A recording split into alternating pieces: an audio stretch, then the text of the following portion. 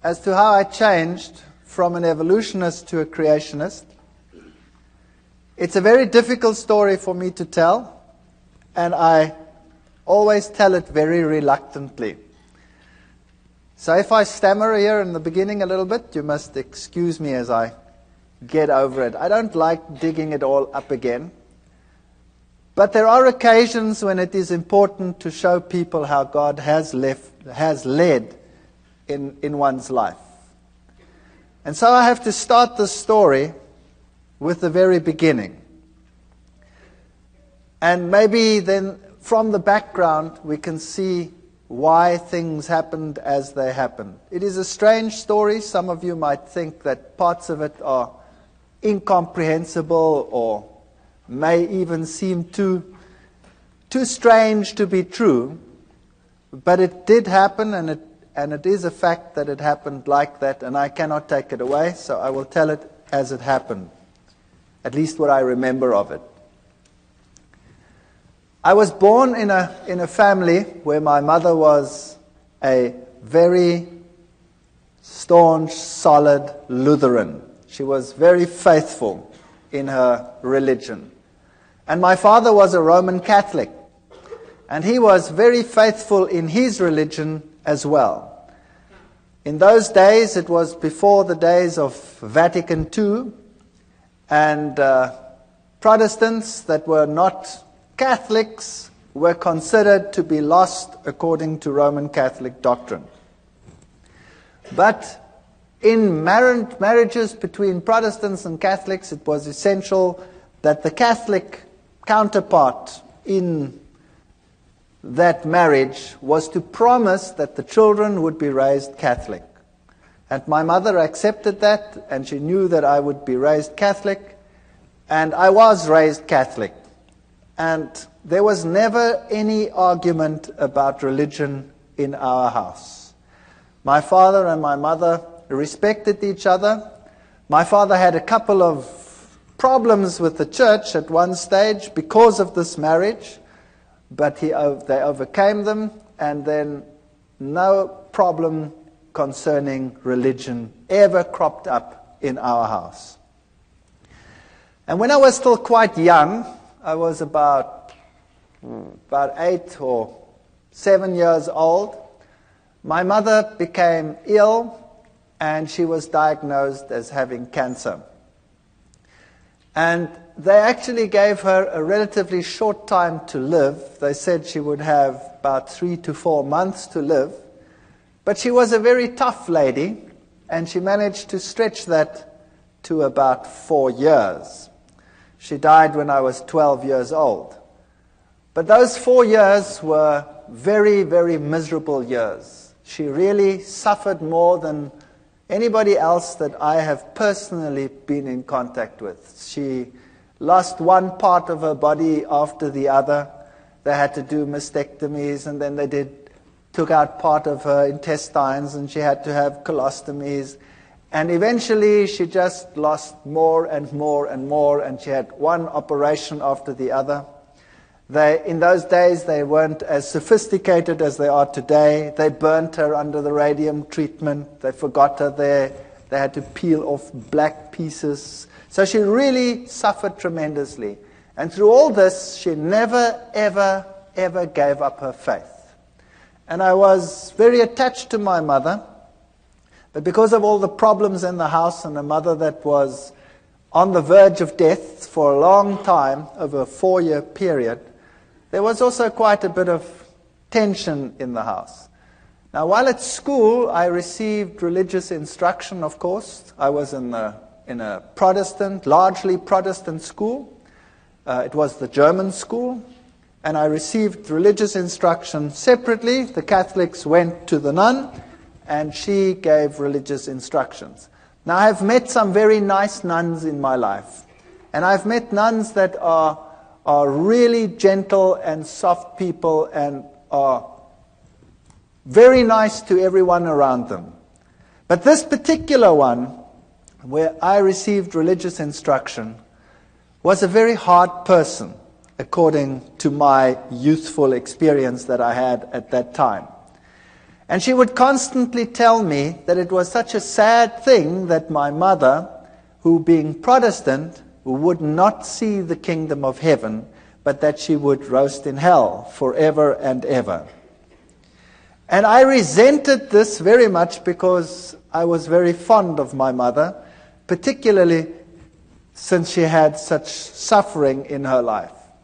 And this carried on for about 3 years, 4 years, while my mother was sick. And the more it carried on, the more rebellious I became about the teachings that I was confronted with. I used to attend church very regularly. I had to go to church every Sunday with my father. I went through all the things like communion and all the things that Catholics do.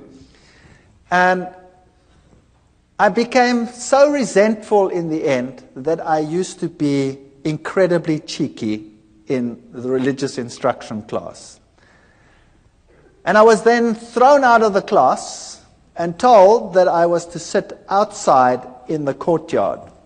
And then for a few years I had living hell in that school, because the headmaster was somehow in cahoots with all of this, and whenever he spotted me, he used to thrash me. And I used to take this quite well. I can be quite arrogant, or I used to be very arrogant. Maybe not quite so much anymore, but if you bonks me on the bean, maybe the old man will surface. I don't know. I fight against him all the time. And he used to thrash me, and I remember distinctly I used to bend down, and he used to hit me once, 2, 3 times, and I used to ask him, "Are you finished yet, or is your arm lame? What's the matter with you?" And he used to get so angry that he used to really whack me, and when he got to 6, then I'd say, "1 more please, because then I can take you to court. You're only allowed to hit me 6 times. That's the law." So I wasn't very popular. But the point arose where I was sitting in the class one day, in the religious instruction class again, and this lady, this nun, told me again that people who were like we were, and particularly my mother, would go to hell forever and ever. And I got so angry, I took the catechism book and I tore it and I threw it at her feet, and I told her in not too kind a language, even for that age, what she could do with her God. And I was thrown out from that day on a permanent basis. And I had to sit outside in the courtyard, whether it rained or whether the sun shone. And my life in that school was absolute misery. I never told my parents. Nobody ever knew what was happening. There was another teacher as well who used to call me to the front. Before the class even started, "Would you please come to the front?" And I'd go and stand in the front, and he'd hit me left, right, and threw me out. So I was being thrown out of 2 sessions on a regular basis, and I became an impossible child. I used to sit up in the trees when they come and look for me, the teachers, and I'd have these pine cones, and I used to throw them. Oh boy, those were the days. In any case, my mother finally didn't make it when I was 12 years old, and she died. And then from that time onwards, my home life totally disintegrated. My father married another lady who was a typical stepmother, sort of a fairy tale stepmother. She wouldn't have me around at all, and I was probably impossible, I will admit that. So I was carted off to hostels, and I wasn't allowed to then attend school either anymore. I was supposed to leave school and go into a trade. And that's when I woke up and I decided, no ways, and I don't want to do this. So I managed to persuade some relatives, and I went to another school. And I went through my school life, and I did all right, not too hot, but not too bad either. And then I went to the military, and then finally to the university. But from the age of 12, I never trusted or believed in God at all anymore. As far as I was concerned, if he did exist, he was a dragon, and I wanted nothing to do with him. And when I came to university, there I studied science and I studied zoology, and I thought this was the greatest thing since sliced bread. And there I found out about the whole evolution theory, and I was at a university that was the bastion of evolution. Evolution was dished up for all meals. Every class had an evolutionary basis. And it's amazing because it started off as a religious university, and it has a big theology school, and yet the science faculty was incredibly secular, and in terms of its teachings, very, very evolutionary. They had some very important names in the listings of their professors, Robert Broom and people like that who had worked with the Taung skull, the human so-called ancestor, and our museums were full of these people. And I really got into the evolution theory, and I thought this was the answer to all the problems. While at the university, I had a roommate. I was in the hostel there. And my roommate was a very nice guy, but he was very new age, even for that time. That's a long time ago. So the word new age wasn't even known at that time. And he was into Scientology. You know the science of Scientology, where they put you on the e-meter and you go through your past lives and through all the problems that you had, and you clear your karma by talking it through and talking it out, and then eventually, then you become God and you've got it made. In any case, he became my best friend. And I had nowhere to go on weekends. I had nowhere to go during the holidays. I always had to work, put myself through university, because my stepmother had convinced my father that he mustn't pay anything, so I put myself through. I had a great relationship with my father years later. So that'll come right, as you can see. Even the worst situations can come right. And on holidays, I didn't know what to do, so I used to go home with this chap to where he lived, 2,000 kilometers away, in another city called Durban. And every holiday, I used to go home with him because I had no home to go to. And there I met my current roommate, my wife, who happened to be his sister. Far better roommate than he ever was, I'll tell you. And I have to tell you a little bit about her background. Now you know why I was an atheist. I didn't believe anything. I accepted the evolution theory. It was the answer to all my problems. Now her background was entirely different. Her father worked in his younger days for a newspaper, and he was sent to investigate all the strange occult occurrences in the country.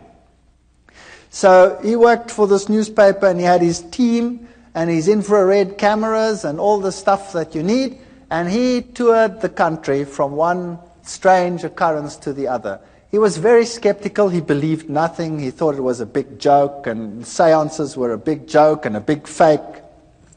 And as he attended one meeting after the other, he realized that this was no joke.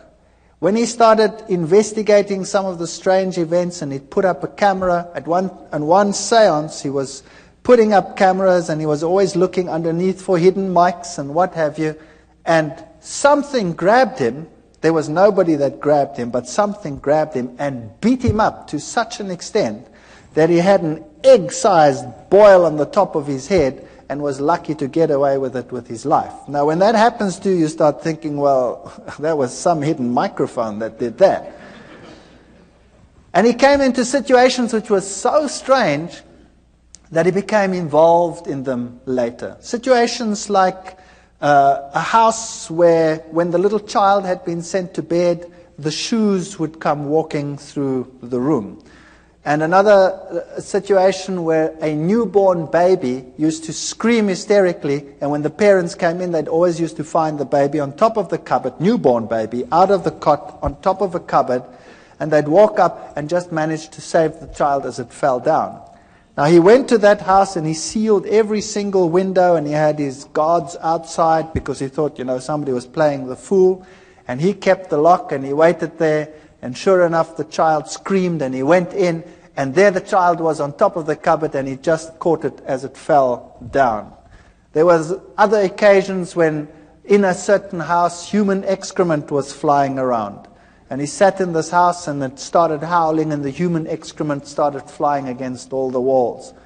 Strange, strange occurrences. Witchcraft of the worst kind. There was one house that was plagued by a baboon that used to come in and tear everything apart. That's a big ape. And it tore everything apart, and it terrorized this family, and they could never catch it. And then one day, they shot this baboon as it came in, and it ran out, and the blood trail ended up on the veranda outside. And as they came out, the blood trail ended, and there lay one of the workers dead. So this was typical African witchcraft as you find it in Africa, in some places even today still. And this convinced him that there definitely was something going on, and he got into seances more deeply.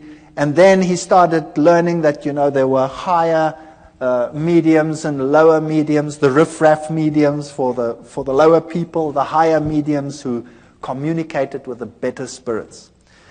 And this is how he became involved in this type of thing, and then eventually he moved into the New Age sort of movement and became very high up in this sort of agenda. He wrote books on it, and he was very well received in those circles. Later in life, my wife's parents got divorced, and he married a person, a lady, who was also very, very high up in the New Age movement. In fact, she is one of the instructors in the Course of Miracles. She teaches people how to become Christs and to perform miracles. Incredibly evil situations sometimes in that house, and the occurrences that happened in my wife's house as a child were very strange indeed. They would have one chair where there was always someone sitting breathing heavily. And they had a cane that used to go walking and a rattling and sort of things like that. She grew up with this situation. To her it was nothing. She was used to it. Now to me it was very strange, and I was an atheist. I didn't believe anything. I tried to rationalize it in a scientific sense. And then when my wife and I got married, we moved to the city where I was in the university. And for years there was no real problem. And then my wife, we had the first child, the second child, and then the youngest child my wife was expecting when my father-in-law came to visit. And he moved into an outside flat that we had, an apartment, and there he stayed with us. Now thinking back, I know that this is where it all started. Because if you have an occult presence, then you will have this influence on your home for a long time. I can perhaps tell you that when we were just married, we moved very close to them, and there were very, very strange occurrences in our house.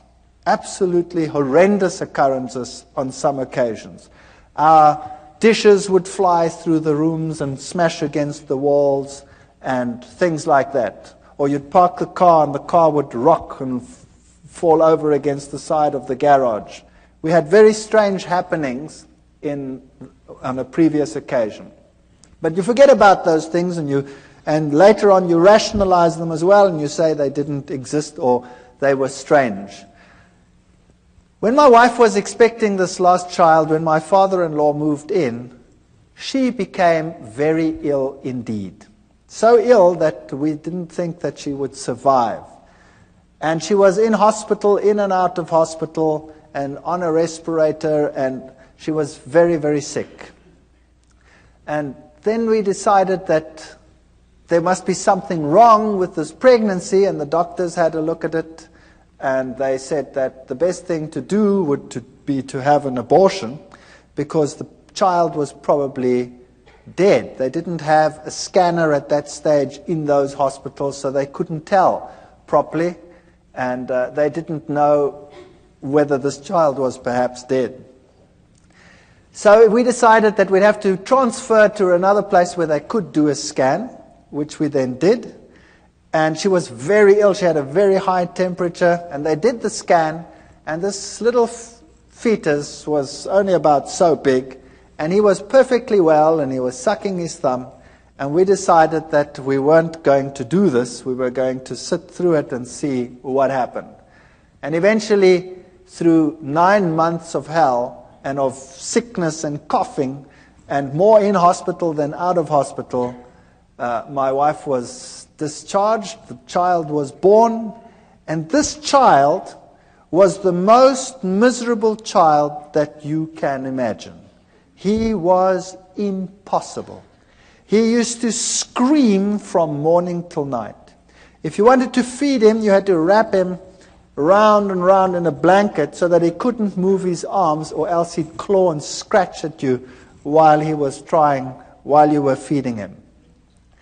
And if you put him to bed, he would scream and scream and scream. And so we had a technique where you sort of sit there and rock and rock and rock the bed until he finally falls asleep. Then you sneak off to bed and you try and fall asleep, and the minute you sleep, he screams again. And this carried on for months. It was absolutely chaotic. And nothing you could do could console this child. My wife was a wreck. I was a wreck. We were all totally destroyed. And then one night at 2 o'clock, I had a dream that I was being strangled. And it was so vivid that I woke up with this perspiration falling down my face, and my heart was pounding like some drum inside me. And I sat upright and tried to recover from this terrible nightmare. And the next moment, the little one in the next room screamed as if he was being murdered. And my wife and I got such a fright, we stormed out of bed, ran to this little baby, picked him up, and as we picked him up, he started shaking violently. And his temperature would rise, and then he'd go into fever cramps. And so we rushed him off to hospital, and they had a look at him, and they had to put him in a refrigeration tent. They had a tent sort of that's cooled, and put him on a drip, and then it would be touch and go whether he would live or whether he would die. And he'd recover from this and come back home as impossible as he was before.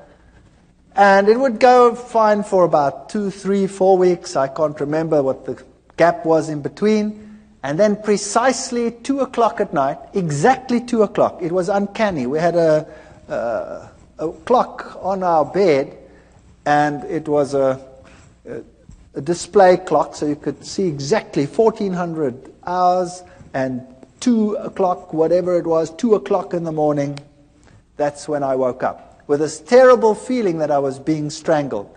And I shook my wife and said, I've just had that terrible dream again. And then the little one would scream in the next room, and we'd run, and we'd pick him up, and the same thing would happen. It was so bad that we would think that we wouldn't make it to hospital, the child would die. There was nothing you could do. As soon as he started the screaming, his temperature would just rise. And it would just go so high that he would fall unconscious. Eventually they got to know us so well that the hospital had this place prepared for him whenever it was necessary. They didn't know what was the matter with him. They could never find out. On one occasion, the doctor said they have to do a lumbar puncture because there must be something wrong with his cerebrospinal fluid. Maybe he has some brain infection that is causing this. And I remember taking him to this hospital, and he was just a baby, and afterwards he screamed so that my wife became quite hysterical. When the doctors came out, they said, "This is incredible." There were 4 adults that had to hold this child down. He was less than a year old, and the 4 adults had to hold him down because he was plucking them around. So this little chap was, if anything, definitely very much possessed. And you can rationalize it if it happens once, and you can rationalize it if it happens twice. But if it keeps on happening for weeks and months on end, that at precisely 2 o'clock you have an experience in one room, and then immediately thereafter there's a scream in another room, then the law of statistics tells you that no matter how atheistic you are and no matter how scientific you try and be about this issue, the 2 incidences are connected. And I was sitting in the hospital one day. My wife and I took turns to be with the little one, and he was in a very bad state. And it had happened for the umpteenth time. And there I was in the hospital, and I was marking papers. I remember it as if it were yesterday. I was marking. And all of a sudden, in this refrigeration tent, this child started shaking. And he started getting one of these attacks and fits in his bed. So I went and ran and called the nurse, and I picked him up, and he shook so that he tore the drips out. Now, this child had been on so many drips that they couldn't find the veins anymore on his arms or on his legs, so they had to put it into the veins here on the head. And he shook so that they tore out. Now I've got this child in this fit, and I've got this child with this thing torn out, and he tore the vein completely, so the blood was running down his face.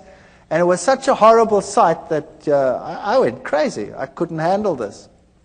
And eventually he calmed down, and they put him back in the tent, and they got the drip back in, and he managed to survive the night. But that night I sat there and I said to myself, what can I do? There is no medical help. Nothing can help us. And the 2 incidences must be connected. Where do I find help for this situation? And they tell me, once a Catholic, always a Catholic. And as I was sitting there that night in that hospital, mulling over these things, the images of the Catholic Church and its power over demons, and the film The Exorcist was just in circuit.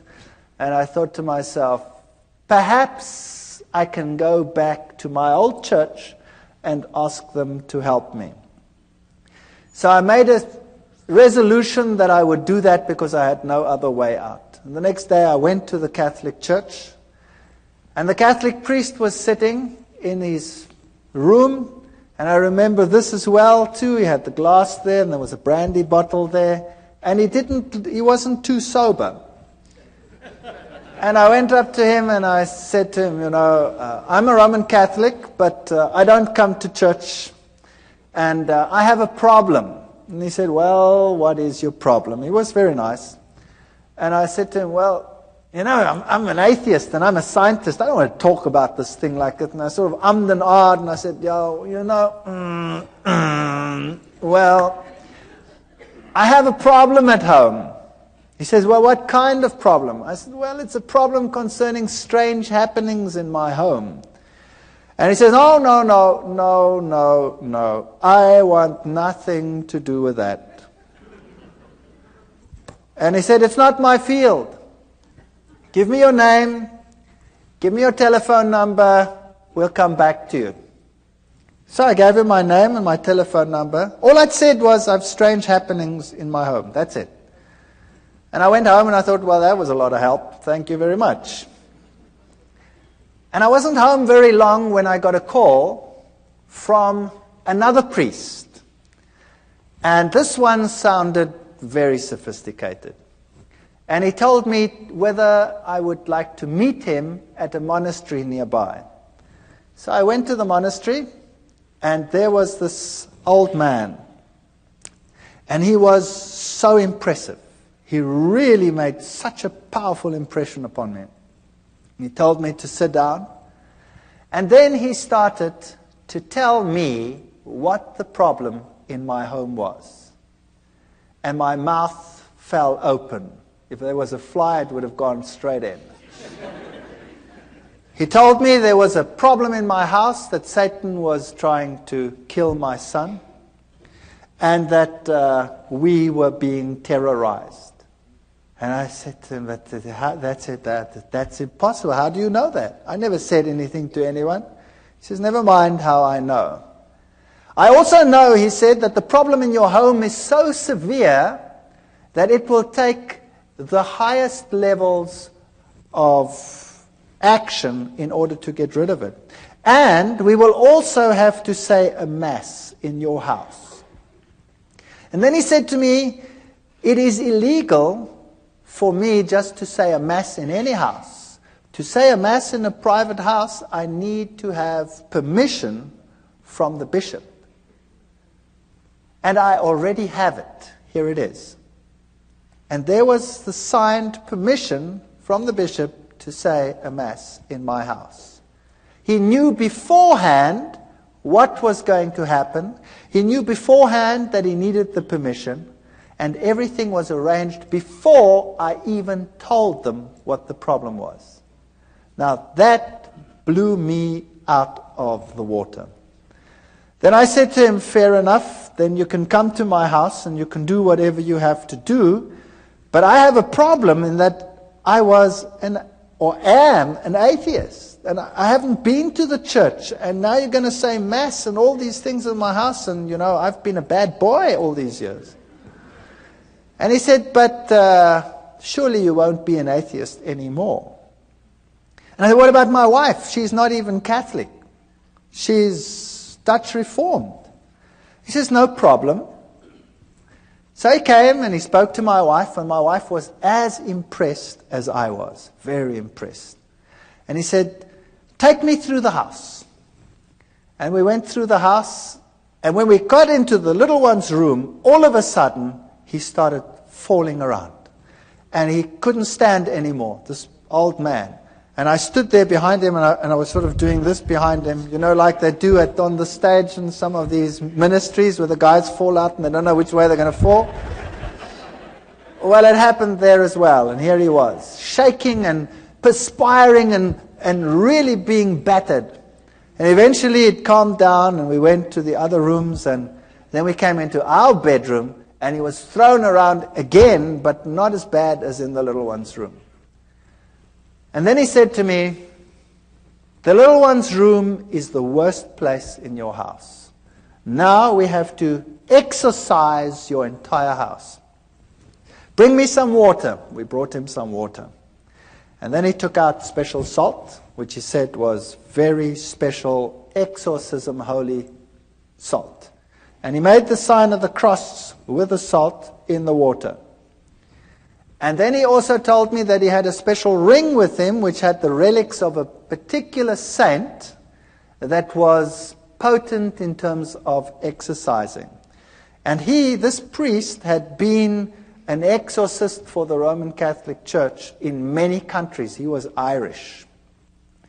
And then he took this bowl of holy water that he had made, and he went to every single window and door in the house. And he took it and he put a cross on the windows. And of course, as it evaporates, you have this faint cross of salt on your windows. And he went through the entire house with this holy water, and then he put the holy water down.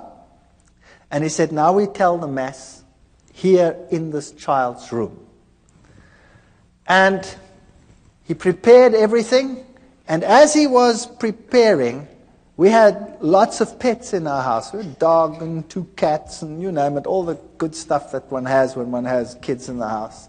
And as he was preparing, all of a sudden, all the animals came running into this room. And there they sat. And I looked at this and I said, well, this is weird. What's going on here? And he did the Mass. And then before he left, he said, what you have to do now is above every child's bed, you have to put the following. And he took out of his pockets amulets from Lourdes, where Mary had appeared. And he gave an amulet from Lourdes. He said there were many fake ones. This was the real thing. And we had to put it above each child's bed. And then he did an amazing thing. He took his ordination cross off. And he gave it to me and he said, this one you put over the little one. I hate it when the devil destroys little children. And we hung it up over there. And my wife was giving pottery classes at the Technicon at that time. And she'd made a very beautiful pot. And so she decided to give it to him as a gift, because how do you pay for what he did? I mean, what do you do? So she gave this to him as a gift, and he said, this gift is so precious, I'm going to give it to the nuns that are in a certain monastery where they never ever come out and see civilization. And then he left. And that night, we're very expectant. We take this little child, and he's quite happy, really, not screaming as usual. And we take him and we tell him it's time for bed. Now, normally that was enough to have blue murder in the house. And he was quite happy. And we put him into this bed. Now, he was only just starting to toddle. And we put him into the bed. And this child had always, when you put him into bed, gone into a fetal position and started bashing away and screaming and going blood red and going totally crazy. That night, we put him into the bed, and he rolled onto his back and laughed. And he put his arms out like that, and he did goo-goo sounds like little kids do, and he fell asleep. And for the first time in his life, he slept right through the night.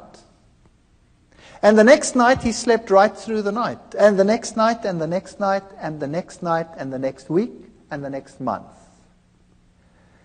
And here was I, the hard-nosed atheist scientist who knows it all. And here was peace and quiet in my house. And then I realized that I do not know it all at all. And I said to myself, now what am I going to do?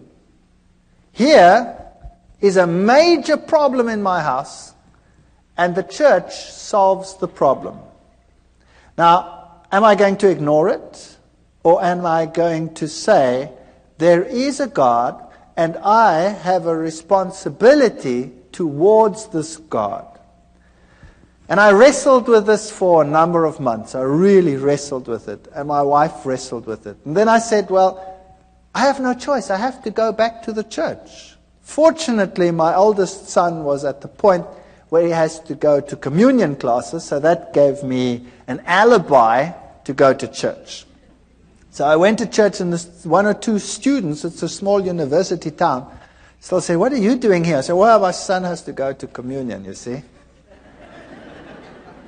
And I started going to church, and I became quite involved in the church again. Every Sunday, faithfully, everybody went to church. And my wife started saying that this is the way to go. She also wants to go to church, but she didn't get herself quite that far yet. And because there was such peace and harmony in the house, we became more relaxed. And one day I was sitting there and I thought to myself, this house needs a change. And typical German, I said to my wife, if we did this and that and the other, then, we could do something with this house. And I climbed into the roof and looked what was a bearing wall and what was not a bearing wall. And then I just took a sledgehammer and smashed out everything that irritated me. And we decided to restructure the whole house, which we did. I managed to accumulate some money, and I wasn't in great problems. And then we redid our entire house. And during the process, I had to go and see a man for the kitchen. I wasn't really involved in the church yet. I'm sort of in the stage of, I don't really know, but. And the man who did the kitchen came and said to me, by the way, I walk with the Lord. And I still remember distinctly thinking, oh brother, another one who walks with the Lord. And I said to him, okay, that's fair enough. You walk with the Lord. I was very cheeky. You walk with the Lord, but I just want a kitchen. Is that okay? And he said, yeah, okay, that's okay. But can I give you this? And he gave me a pamphlet. And, well, he was a nice guy, and, I stood with the pamphlet, and I put it in a drawer, and I said, well, I'll read it later. And then he put the kitchen in, the house was finished, and when this was all done, I started going back to the church. And this carried on for a period of 1 year, and I faithfully went to church regularly. And I always sat there on a Sunday morning, and I marveled at all the things that I knew were happening in the Catholic Church. I went through the catechism again as my son went through the catechism. And I wondered at the same ritual happening every time. The host going up, the change from bread to divinity, the little box with the red light where God was. And I started puzzling as to why God wanted the same things over and over again, and why he was satisfied with the same ritual over and over again. But I was convinced this was the truth. I was convinced Catholicism was God's representative on this earth because it had solved a problem in my home. But I wanted to get to know this God. And I wanted to know what it's like to have a relationship with this God. And I looked at the charismatic movement where they had the slaying in the spirit, and I thought to myself, isn't that perhaps the experience that one must have in order to know that this God really exists? Because I don't really feel him. I don't know where he is. But on the other hand, I'd always been so skeptical of this, and I'd always said to myself, these people with their religious crutch. And then one day, I was sitting in class, and I was giving a lecture to a first-year group of students. I'd spoken to the priest, by the way, about evolution, and the Catholic Church said to me, of course there's evolution, there's no problem with that. So I had no problems with that either. I could carry on with my evolution and now believe in God. It was quite a nice arrangement. And I was in a first-year class, and I was giving a lecture with a very heavy evolutionary base. And a young girl got up in a first-year class. Now that takes courage. 300 first-year students, and a young girl gets up in my class. And she says, excuse me. And I say, yes, what's your problem? And she says, what you are saying is against my beliefs. What you are saying is a lie. I believe that God created the heavens and the earth. He is the creator of the universe. Well, I nearly exploded. I destroyed her. I ridiculed her. I finished her off. She sat down and she cried in my class. And I thought, well, job well done. And then the class was over, and all the students were very impressed at all the eloquence I put onto the board, and proved to them what a ridiculous idea this was that this young girl had postulated. And I went back and sat in my office, and then there was a question earlier about conscience. Do you remember it? Well, this little voice here wouldn't let me go and kept on telling me what a mean son of a gun I was. And how could I, in front of everyone, attack and humiliate this young girl to such an extent? And I felt really bad about myself. My conscience wouldn't let me go. And I didn't know how to handle this. So typical Catholic way, I thought, well, on the way home for lunch, I wouldn't stay far from the university, so I always went home for lunch. I'll go by the Catholic church and sit there for a while, and hopefully the feeling will go away. So I drove past, and I went into the church, and I sat inside, and it was locked. The door was open. You could come to a few pews, but around the altar it was locked, because thieves had been stealing. And I sat there and I spoke to God, and I looked at the little red light, which means that the host was present there, so God was present. And it struck me that he was locked up in that little box. And then I sat there for a long while, and I was tortured in my soul. I was tortured. And I said to myself, do you know, God must be here because he did such wonderful things in my home. My family is totally different. My wife was willing to be converted. I'd called the Catholic priest to our home so that she could become a Catholic. And for some reason, he just never made it. He never made it. He always had something on, but he was still going to come. And I sat in that church and I wrestled with God, and I told him that I have all these feelings and I don't know where he is, and I've never really met him. And I know that in other churches all these exciting things happening, and here, we have the same thing every Sunday, and where are you? And I sat there in the pew and I said, okay, God, if you really exist, then now you must show me, because I really cannot find you. And with that feeling, I went home, feeling a bit better. And typical me, I was home quickly, and then I started rummaging in the drawer. I was looking for something.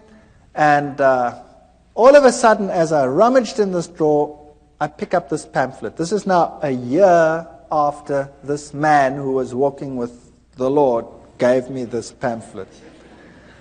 And I pick up this pamphlet and I start reading it. It was in German. And it had 3 columns. It had the law of God on the one column, and it had the law according to the Catholic Church, and it had the law according to the Lutheran Church. And then it explained how the commandments had been changed by the church, and it had the Bible texts of how it had been changed. And I thought to myself, now, what rubbish is this? This is absolute garbage. And I said to my wife, I didn't say that, I called her by her name. I said, have we got a Bible in the house? And she said, no, I don't think so. I don't think there's a Bible. I said, surely there must be a Bible in the house. We've been going for church for almost a year now, and there's no Bible in the house.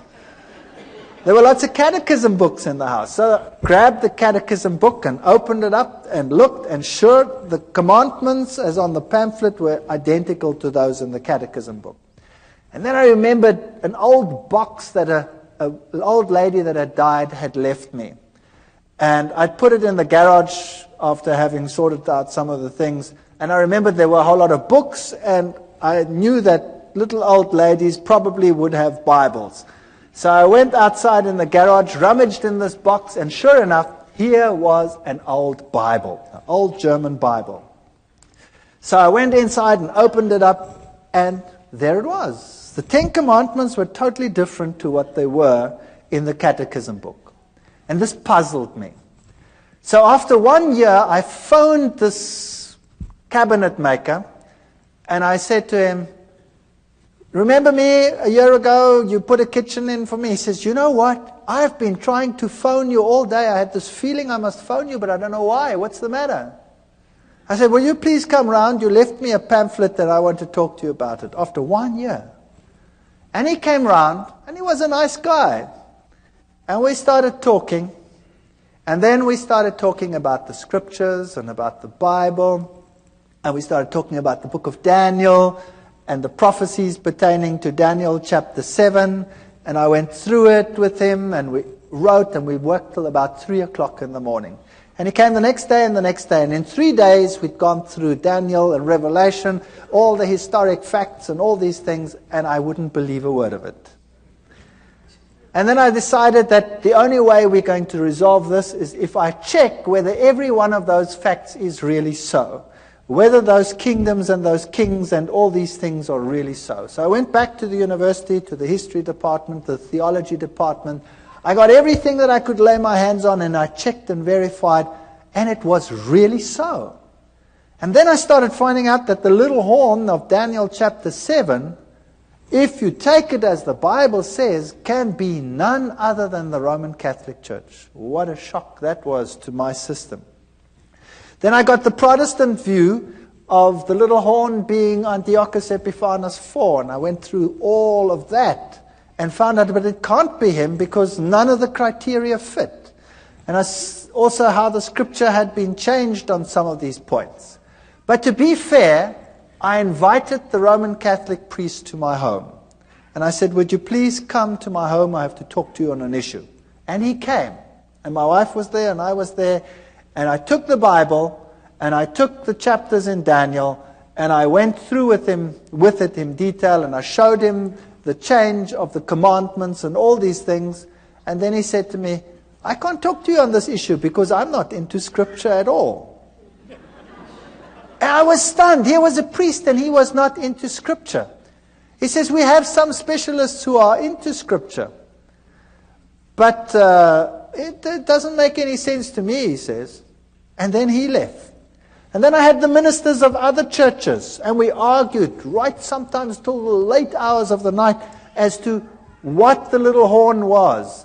And every time they come back to Antiochus Epiphanes, I'd show them, but it can't be because he comes after Rome, etc. It can't be in Greek times. And eventually they would all leave as well and say it can't be any other way. So I was confronted with this tremendous dilemma.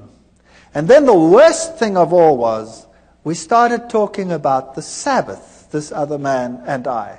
And we went through the whole Sabbath thing, and then I said to him, but this is ridiculous. How can you keep a commandment which you keep because the Lord created in 6 days, the heavens, the earth, the sea, and all that in them is? That's ludicrous. Everything came into existence through evolution. And he said, no. It came into existence through creation. God created it. You know, and the little girl pops up into my mind. And I said to him, but that's rubbish. He says, I'll prove it to you. I said, you try. And he tried. The next day he was at my house with a pile of books like this, all on creationism, and he gave them to me. And I remember going through those books. I was sitting in my office. I used to give my class and run back, and I went through those books very quickly. And I gave them back to him in a very short time period and said, there are your books. And he says, what do you think? I said, I've never read so much garbage in all my life. So he said, don't you worry. And he brought me another pile like that. And I went through that lot, and it was so confusing and so full of garbage. So I gave it back to him. And I said, it's so unscientific. I cannot accept this. So we argued about God being a creator or not a creator, and I would kill him with science. I had all the terminology. I was a lecturer. I was an evolutionist. I knew what to tell these people. I've been trained to wipe out people who oppose, the scientist on any of these fields. And he got so frustrated with me. And then one day he was so frustrated, he says, you know what? I said, what? He says, I haven't got a problem with evolution creation. You have a problem. You solve it.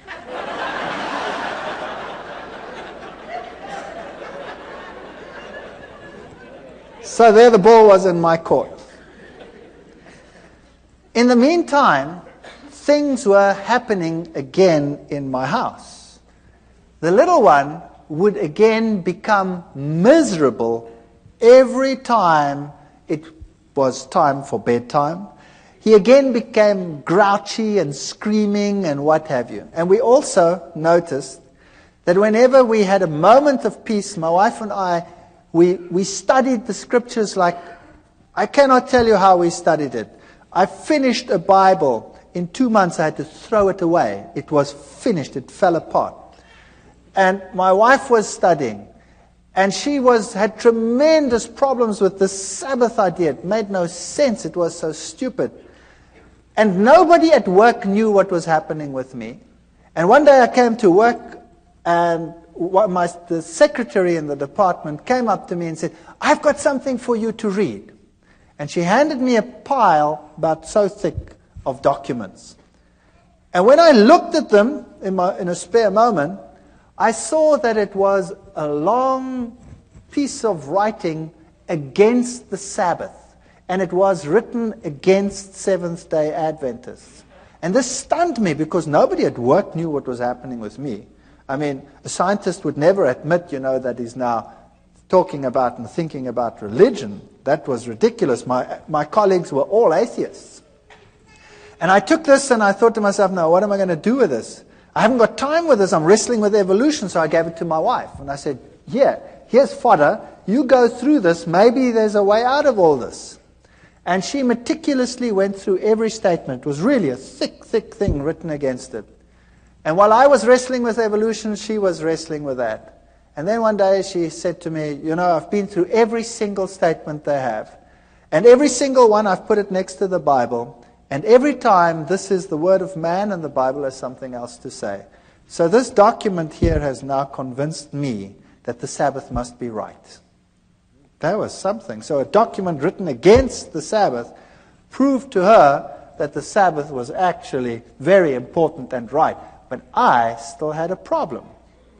A major problem. I couldn't accept it because I'm not going to keep a day for creation that took 6 billion years, let alone 6 days. And the ball was in my court, and at that stage, everything started going wrong again in my house. And when we picked up the Bible, the little one would go hysterical. Whenever we had a spare moment, he would go hysterical. And eventually, he took a bottle of wine, we'd been drinking wine, and he smashed it. I wasn't in the room at the time, but I just heard the glass breaking. And then we came out, and he was walking all over the glass. And his feet were cut to shreds. His big toe was almost severed. So back to hospital. They sewed the toe back on, and it was a nightmare from then onwards in our house. And I was wrestling with the Sabbath issue. And I stood in the library one day. We had the biggest evolution-based library in the Southern Hemisphere at that university. And I said to myself, there must be a solution. And I said in my mind, God, if there is something wrong with this theory of evolution, then I haven't found it yet, then you must show me. Because nobody else can show me. And I went into this library, took out a book. And as I walked out the door, a colleague stopped me and he said, hold it. There's another book you must take, which is the same book as that one, but the new edition, it's on the back shelf. Very strange. So I went to the back and I took that edition as well. I took them both and I went to my office. And then I started reading. But I started reading them both at the same time. And then as I looked at the one, the old edition would say that there is a major problem with the cetaceans, with the whales, because they appear suddenly in the fossil record fully formed. And there is no evidence that the one gave rise to the other. The new edition would couch it all in scientific terminology, would say cetaceans have an ancient origin and evolved from such and such to such and such and such and such and such and such. And I went through them, one model after the other, and the old one would admit to the problem, the new one would never admit to the problem. And that's when I started thinking, wait, there's something wrong here. There's something fishy here. And whenever I went into the library, it was if some miracle would happen. I would take out something, and the very next thing I would take would be exactly the opposite on the same issue. And very quickly, I had a big pile. And then I was giving classes at that time in genetics, and I started thinking about this. And then I started working out this genetic thing, and much as like we did over here. And I started thinking about what are the problems. Let me now objectively, just for once, sit down and think, what are the problems? And I came up with such a pile of problems that it stunned me. And something must have been helping me, because the problem list was so enormous, it was unbelievable. And then one night I was sitting at home, and child was impossible. He went to bed, and we went to bed. 2 o'clock at night, I had a dream. I was being strangled. And the little one screamed in the next room, and we ran, and the same thing happened. But he didn't get so sick that he had to go to hospital. He just got a very high fever, and we could handle it somehow at home. And then I contacted this other person, and I said to him, there's something very strange here.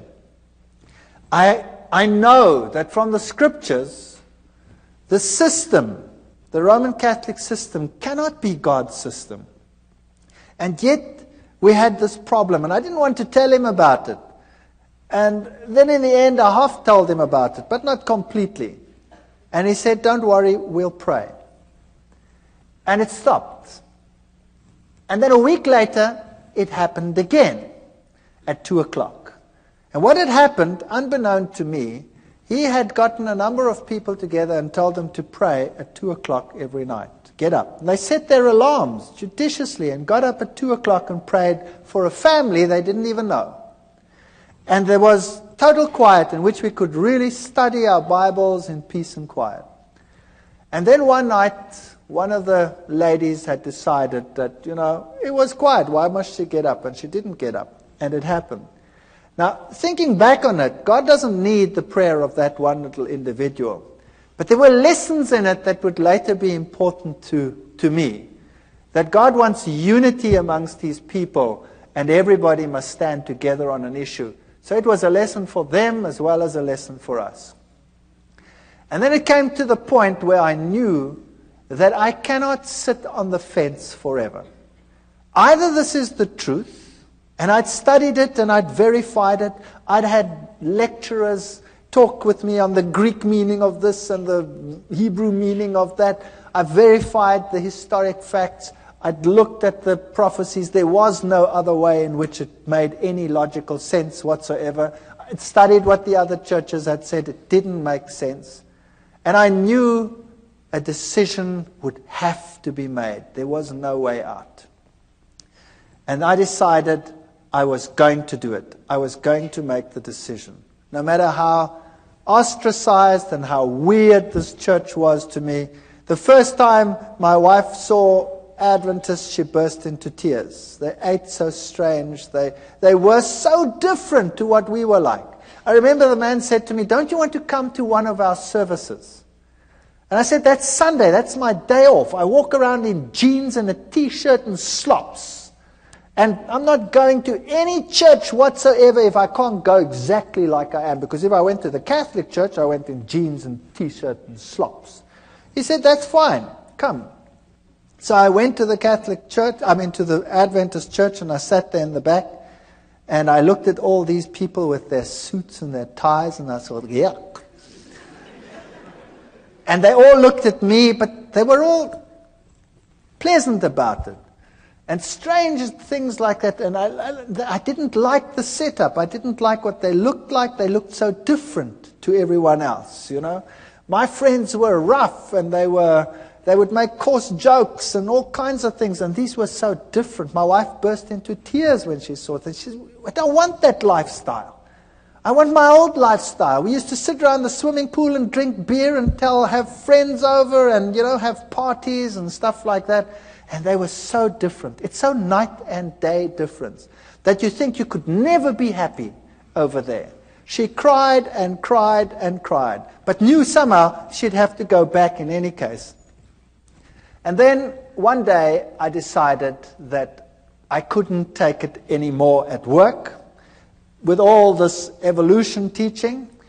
And another strange thing happened. I was asked by the then head of the department to lead an evolution discussion group with the postgraduate students about 2 weeks later. Everybody gets a turn, but mine wasn't for months. Something happened and mine was moved forward. Now I sat with a major problem. Do I go into that with my mouth full of teeth, pretending to be what I am not? Or do I stand up and for what I now believed? And I was really so chicken, it's unbelievable. I was so scared of this event. To lose face amongst your colleagues when you've been such a bee's knees all these years is really a painful experience. And I decided after much wrestling and soul searching that I would do it. My new friends, who had become less weird in my eyes over time, would pray for me while I did this. And I went into that lecture hall, and the whole staff was sitting there. This was a postgrad affair, so the whole staff was there and all the postgraduate students.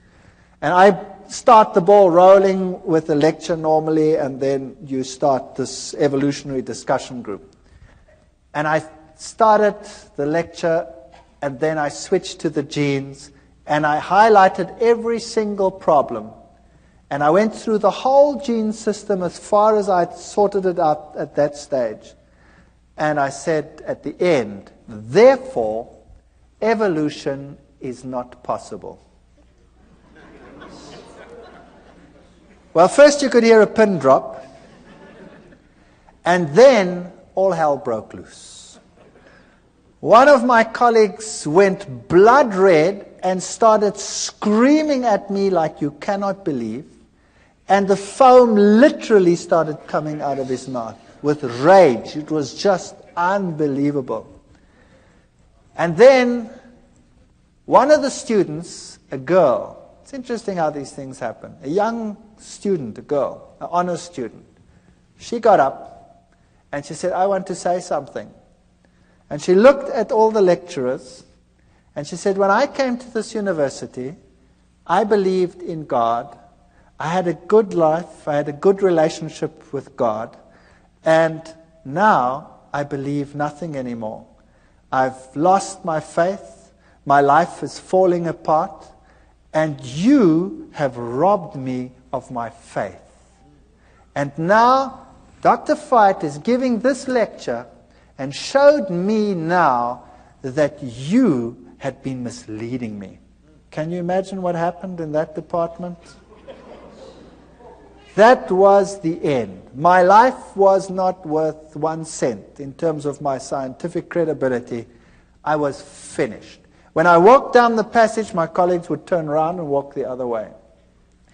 And I decided there and then that it was impossible for me. Then we had a meeting, a special meeting where they decided that the basis of all teaching must be evolution. And of course, I couldn't go along with that. So I decided I would resign. So I resigned.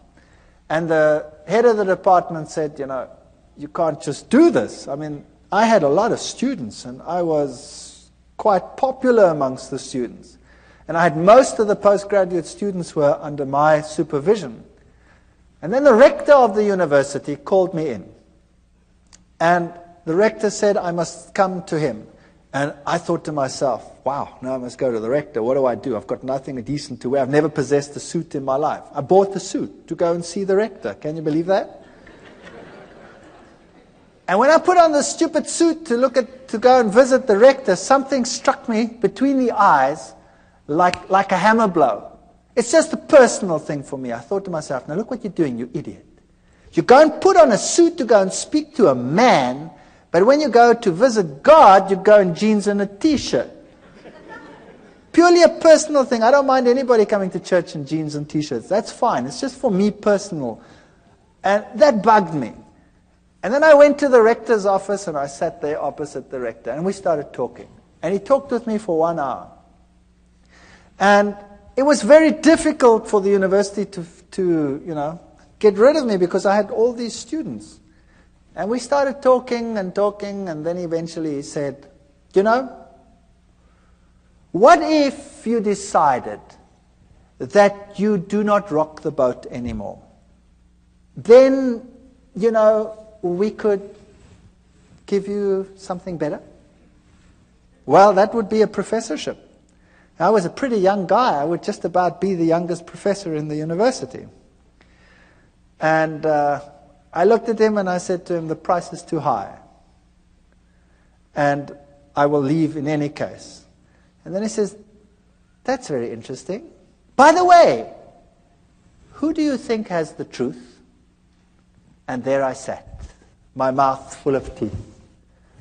Do I admit that I believe that some little sect that everybody detests has the truth? And do I say this to a man who has this high position in this university and in the government at large? And I said to him, well, you know, religion, Christ, churches, whatever. I can't even remember what I said. And he said to me, no, that's not what I want to know. I want to know from you, who do you say has the truth? We went through the same ritual again. And he stopped me and he says, no, I don't want to know that. I want to know from you, who do you think has the truth? And I started off with this again, and in the back of my mind I heard this terrible cock crowing. 3 times I thought, oh.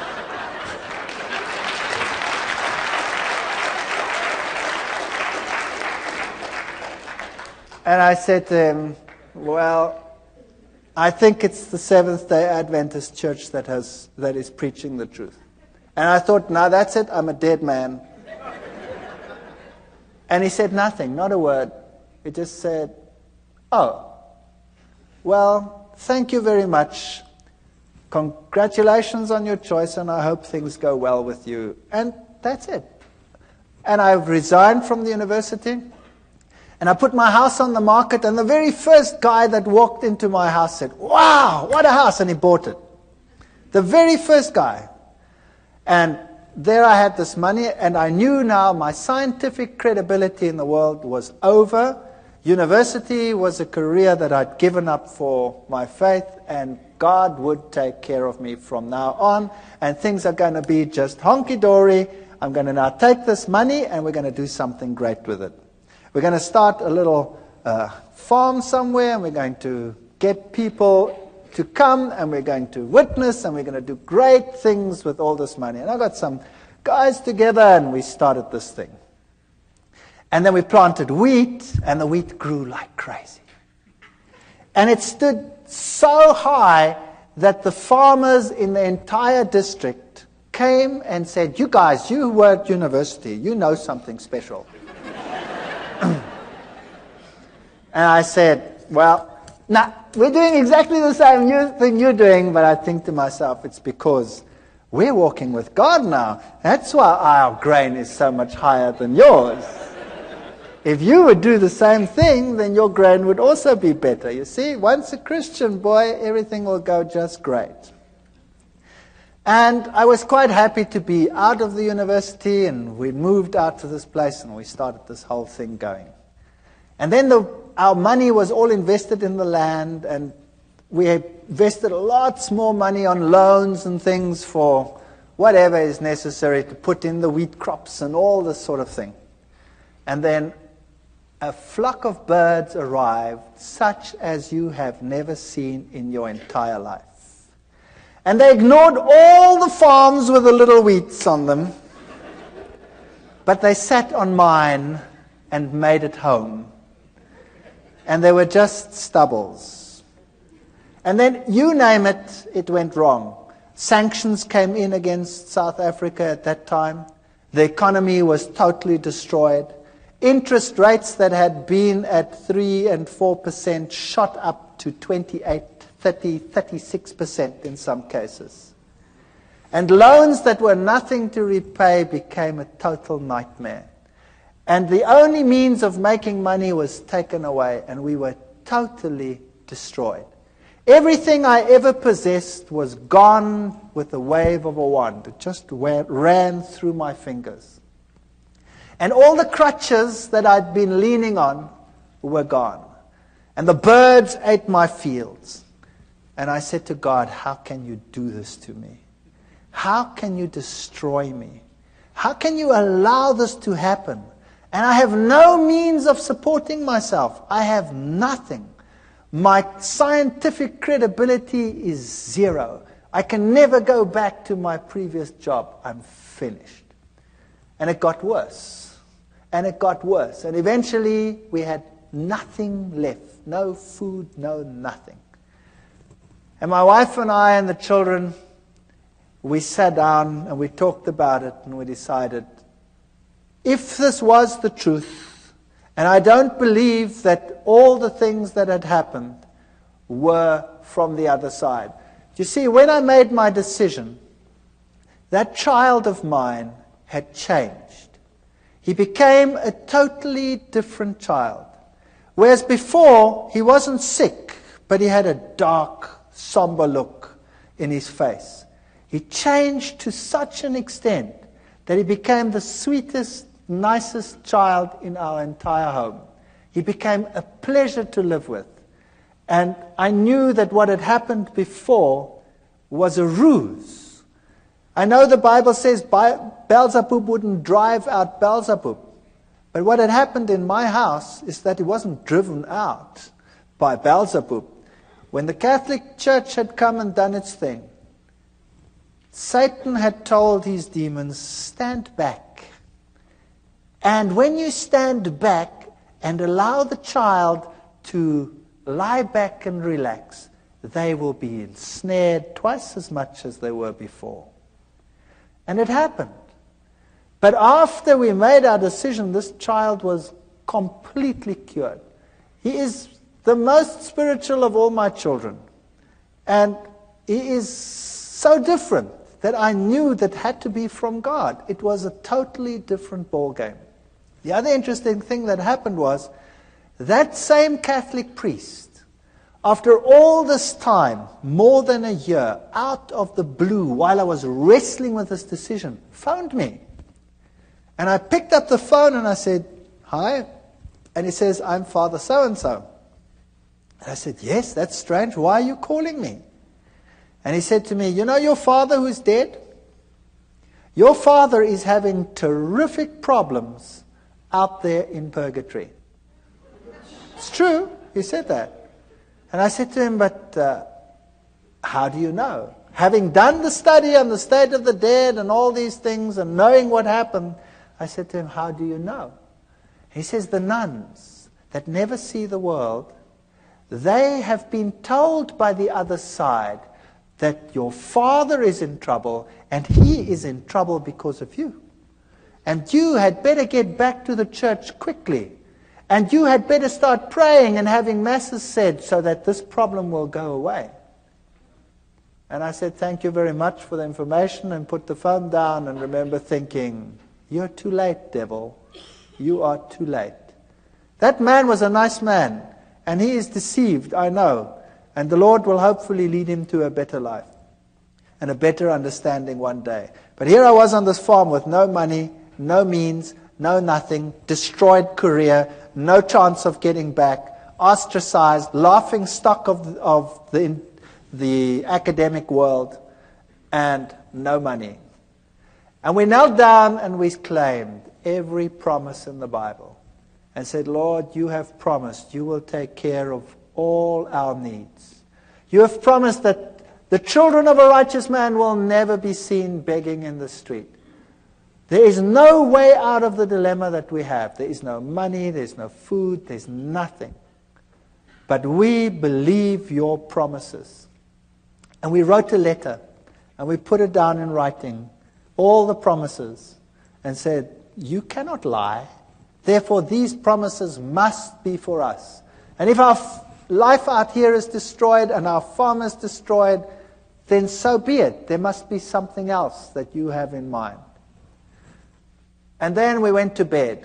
And the next morning at 8 o'clock, the phone rang, and a professor from another university phoned me and said one of his colleagues has got a major problem and has to go away and has to take extended leave for a year.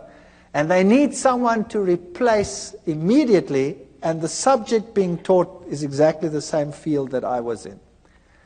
And I said to him, "Well, what do you want me to do?" He says, "Well, you could come and give the classes." And I said to him, "But, you know, what about, He says, "Never mind, as long as you stick with science, and who cares, it doesn't matter. You come and would you do that for us? We're in a jam and we need someone and we know that you're available." And I said, "Well, that would be great. Thank you very much. When do I start?"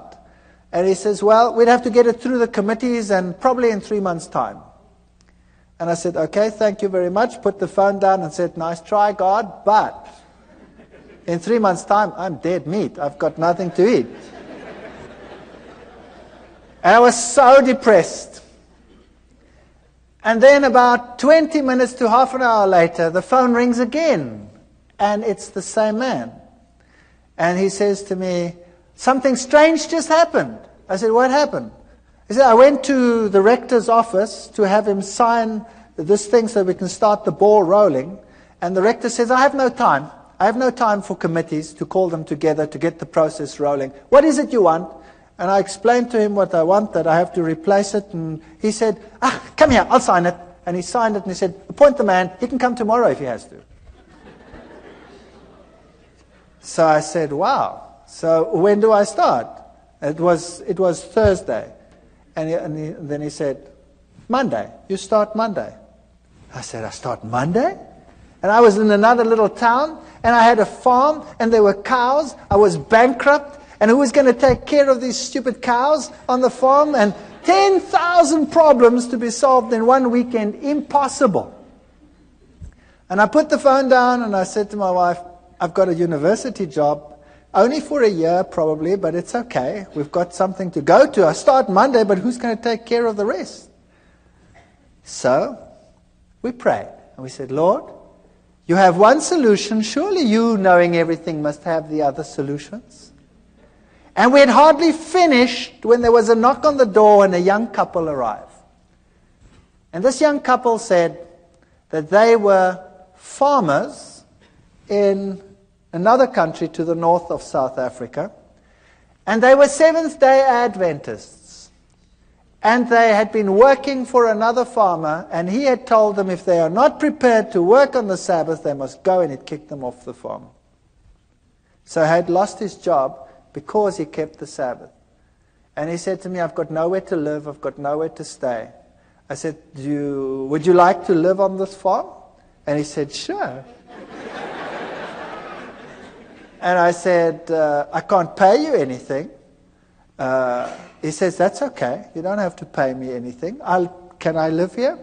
I said, sure, you can live here. And whatever you sell from the milk, you can keep that for yourself. And I thought I would pay the interest of all the loans that I have with my salary. And it was solved within 24 hours. There was a man on the farm who wanted to live there for nothing and take care of the farm and live off the proceeds. And I had a job at the university. And I went to this university and I started teaching. And for the first few weeks, of course, I had no salary, no money. Also, another miracle within that same period, I got a house in the middle of a month, and I didn't have to pay till the end of the month. My kids went to school, and they got clothing, school clothes. They wear uniforms in my country. All the clothes, all the sizes, we'll put it on the bill at the end of the month. But I had not 1 cent to even buy a little bit of food to carry on. And then I got into the car, and I don't tell people that I'm in financial trouble. I got into the car and I was driving around, and we've been driving, the last bit of gas was just about going. And my daughter says, what's this here? And she picks up 150 rand. That then was the equivalent of about $150 in the back. She says, it's lying on the floor. And the next week there were another 150. I don't know how it got into the car, but it kept us going until my first salary check arrived. Now I can tell you, this is the real truth. There were times when we had very hard times, when we had virtually no money. All my money went into interest payments. And there were times when we really ran out and had no food whatsoever. And I remember one day sitting around a table with no food, praying to the Lord and thanking Him for what we were about to receive. And this is the truth. When there was a ring on the door, and we went outside and there was no one, but there was a basket full of food on the floor. And this is a fact. I want to tell you something, that if you know the living God, your road might not be a rose garden. You might not have the best of everything you need, but your water and your bread will be sure, and He will take care of you.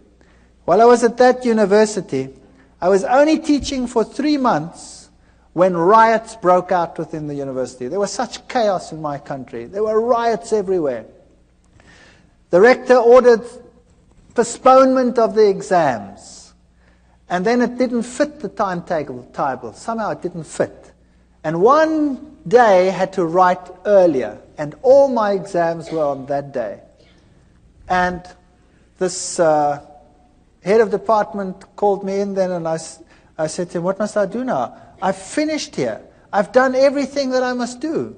And for 6 weeks there's nothing going on, just riots on this campus. No exams. I've got no exams coming. What must I do?